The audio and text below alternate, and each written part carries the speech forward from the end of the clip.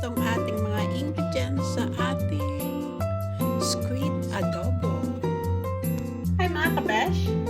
Magluto tayo ngayon ng adobong pusit. Namiss ko. Adobong squid. Tara. Lagay na tayo rito ng olive oil. Olive oil ginagamit ko. Healthy kasi siya.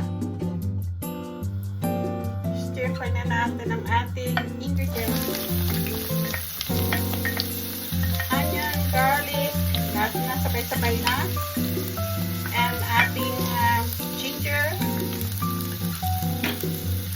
Ooh, very aromatic. Ang bango.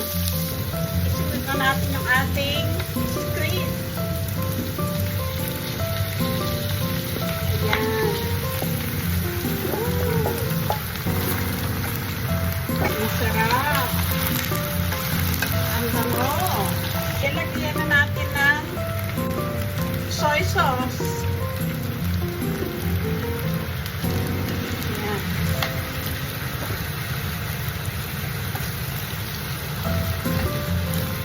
Lagyan na natin siya ng rice wine. Ayan. Oh, ang bango mga kabesh. Lagyan na rin natin ng sabaw. Warm water po yun. Para makabilis ang ating pagluto. Ngayon ilalagay ko na yung ating ink.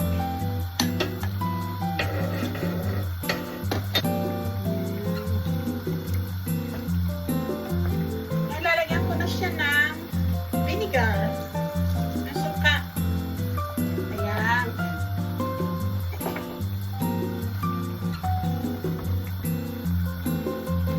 Bango mga kabesh. Super bango. Nakakagutom. Tignan natin.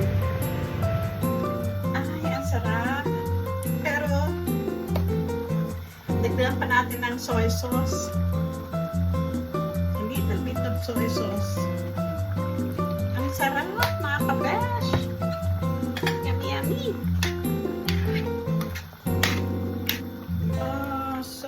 Delicious. Ngayon ilalagay ko na yung ating chili pepper. Yummy. So, 2 minutes and it's ready. Ito na mga kabesh ang ating finished product ng adobo squid. So, looks so delicious. Hindi po siya makunat. Ang sarap kasi sandali lang siya ginawa ko. Kasi kaya po kumukunat kasi matagal ang pagkakaluto.